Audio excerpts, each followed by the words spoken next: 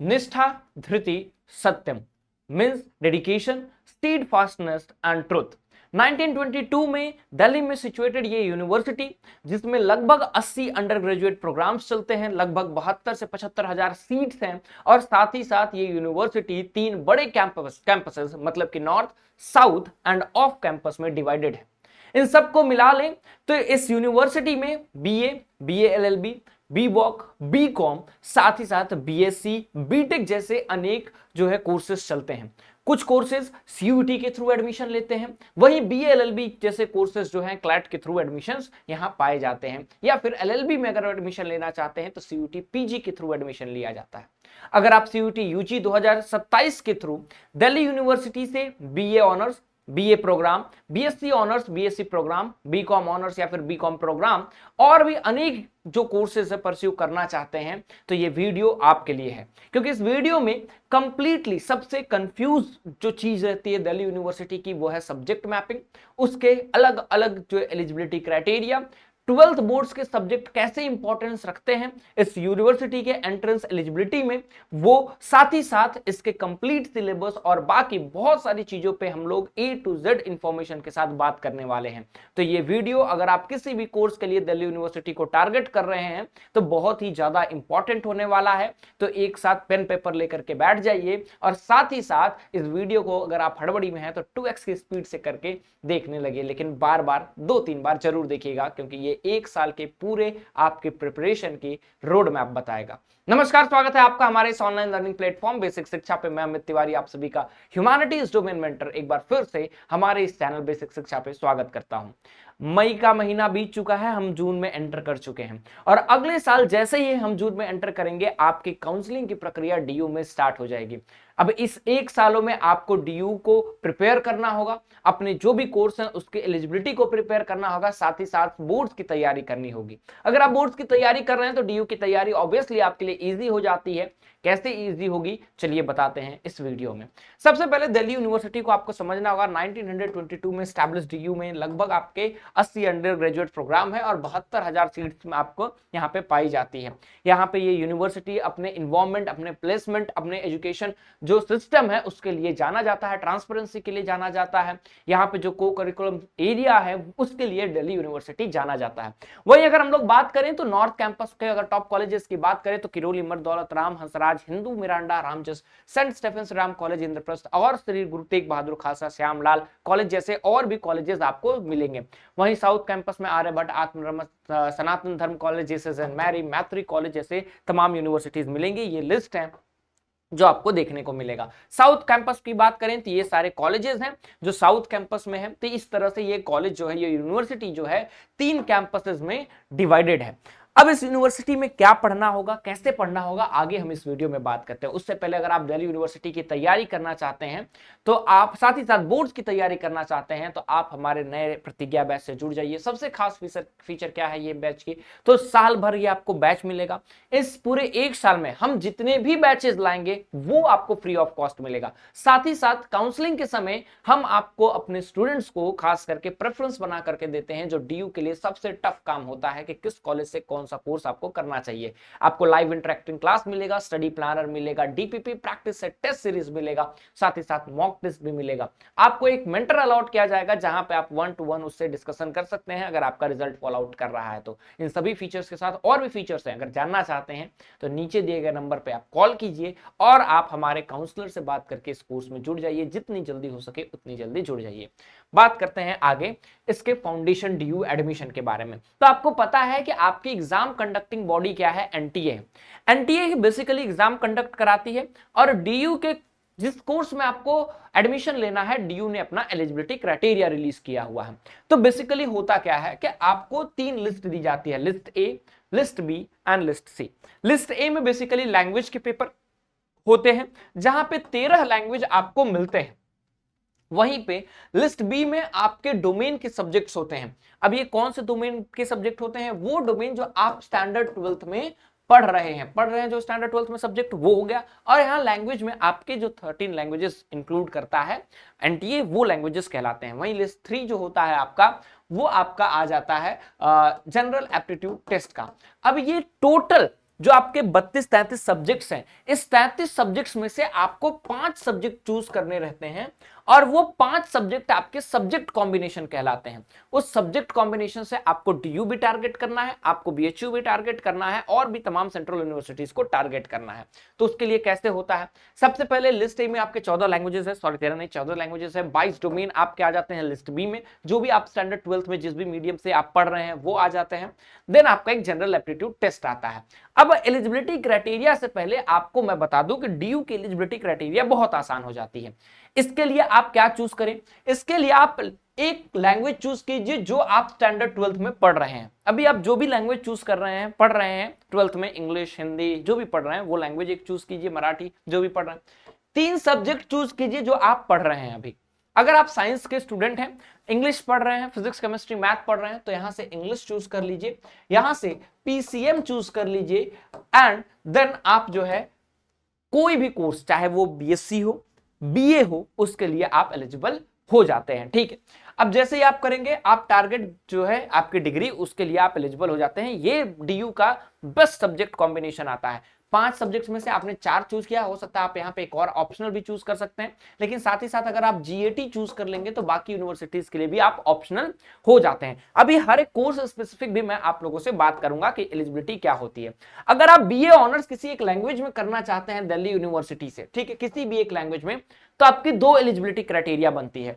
या तो आप कोई एक लैंग्वेज दीजिए, ठीक है, जो आपके 13-14 लैंग्वेजेस है उसमें से, ये और 3 जो डोमेन सब्जेक्ट आप स्टैंडर्ड 12th में पढ़ रहे हैं वो, मतलब कि जो लैंग्वेज तुम 12th में पढ़ रहे हो और जो आप 4 सब्जेक्ट 12th में पढ़ रहे हैं वो आपको देना होगा। तो इंपॉर्टेंट क्या है, 12th में क्या पढ़ रहे हो। तो बोर्ड्स और डीयू की तैयारी साथ साथ चलने वाली है। ठीक है, तो लिस्ट ए और लिस्ट बी से आपको टोटल 4 सब्जेक्ट्स आपने निकाल लिए। ये आपकी एलिजिबिलिटी क्राइटेरिया है अगर बस डीयू को टारगेट कर रहे हो तो। देन अब उसके साथ कॉम्बिनेशन 2 क्या है, या तो एक लैंग्वेज जो आप अभी पढ़ रहे हैं, ठीक है, और एक दूसरा लैंग्वेज जो है वो भी आपको चूज कर सकते हैं। लेकिन मजे की बात क्या है, कुछ कोर्सेज में, 1-2 कोर्सेज में तो ये लैंग्वेज अगर तुम नहीं भी पढ़ रहे हो तो चलेगा, लेकिन मैक्सिमम कोर्सेज में आप ये लैंग्वेज पढ़ रहे होंगे। मतलब 2 लैंग्वेज अगर पढ़ रहे हो तुम स्टैंडर्ड 12th में, और साथ ही साथ कोई 2 डोमेन भी लेकर के तुम जा सकते हो।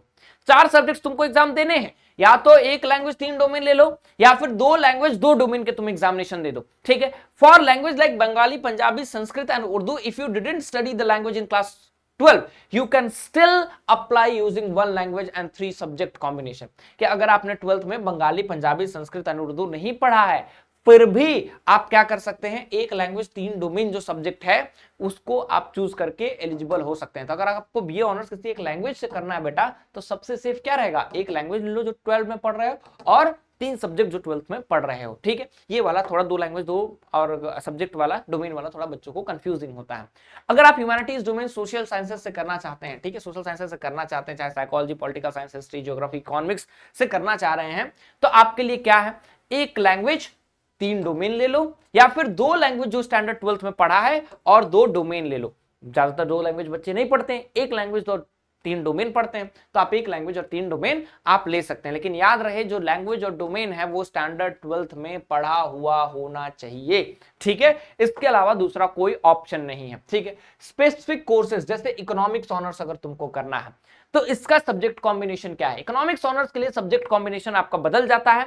ये सब्जेक्ट कॉम्बिनेशन हो जाता है कि एक लैंग्वेज जो स्टैंडर्ड 12th में तुमने पढ़ा है या पढ़ रहे हो, दूसरा मैथ्स या फिर अप्लाइड मैथ्स यहां पे कंपलसरी हो जाता है। इकोनॉमिक्स के बच्चों के लिए मैथ्स या फिर अप्लाइड मैथ्स कंपलसरी है, आप इसके बिना डीयू में एडमिशन नहीं ले सकते इकोनॉमिक्स ऑनर्स में।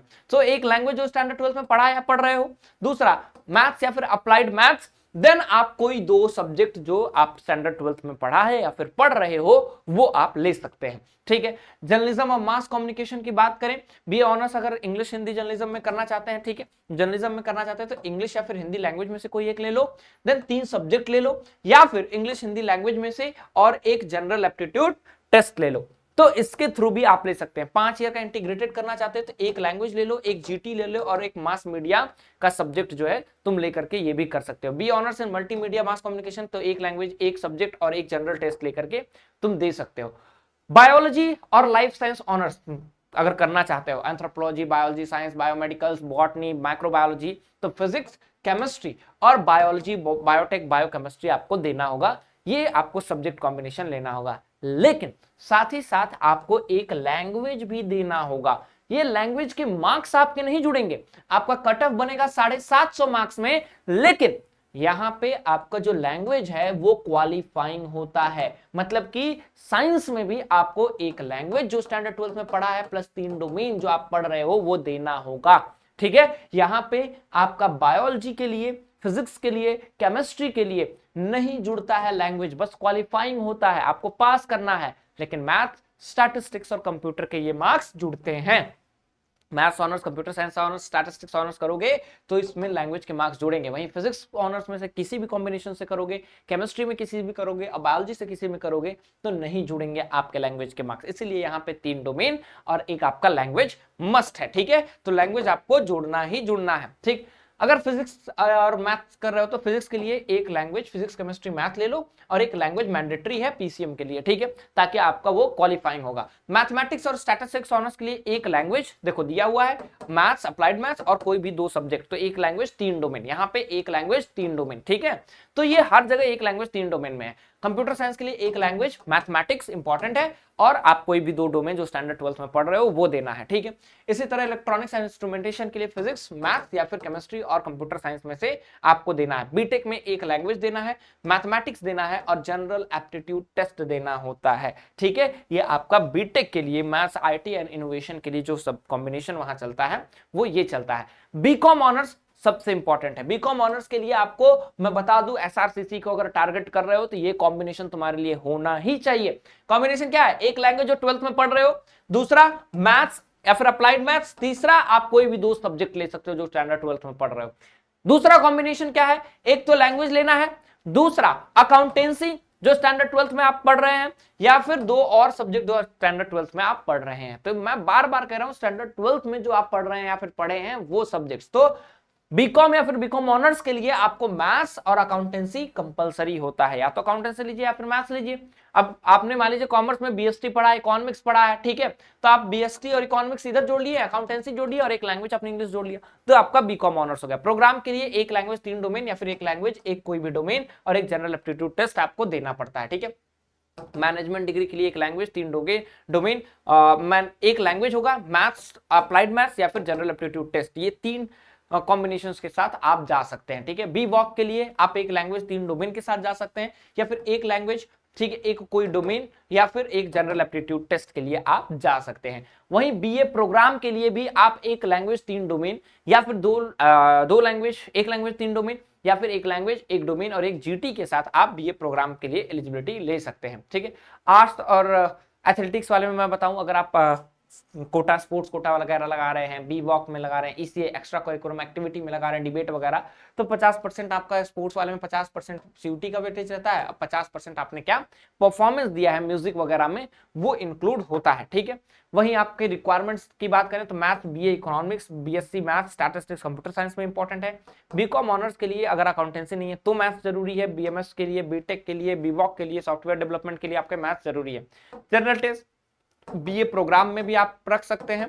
ठीक है, और बीए मल्टीमीडिया, बीटेक आईटी और एबआई में, फाइन आर्ट्स में जरूरी है, और बाकी प्रैक्टिकल टेस्ट जो है आपके प्रैक्टिकल सब्जेक्ट्स में होते हैं। This is all about Delhi university. अब दिल्ली यूनिवर्सिटी में इससे ज्यादा मैं आपको यह बता सकता हूं कि इसका एडमिशन की प्रक्रिया कैसे चलती है। सबसे पहले आपको सीयूटी का एग्जामिनेशन देना होगा। ठीक है, सीयूटी का आप फॉर्म भरेंगे, इस फॉर्म के बाद बेटा सीयूटी का आप एग्जाम देंगे। एग्जामिनेशन जैसे ही खत्म होता है, सीएसएएस फेज 1 चालू होता है। सीएसएएस फेज 1 क्या होता है? आपका सीएसएएस पोर्टल ऑन करता है दिल्ली यूनिवर्सिटी, उस पोर्टल पे आपको एकेडमिक रजिस्ट्रेशन करना पड़ता है। जब रिजल्ट आता है तो उस रिजल्ट के बाद फेज 2 स्टार्ट होता है, जहां पे अपना प्रेफरेंस भरना होता है।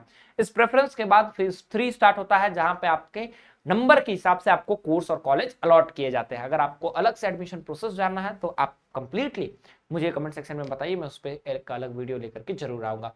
टिल देन उम्मीद करता हूँ ये सेशन आपको अच्छा लगा होगा, समझ में आया होगा, कौन किस कोर्स को टारगेट कर रहा है कमेंट सेक्शन में जरूर बताएं। Will meet in next video. Till then thank you so much. जय हिंद।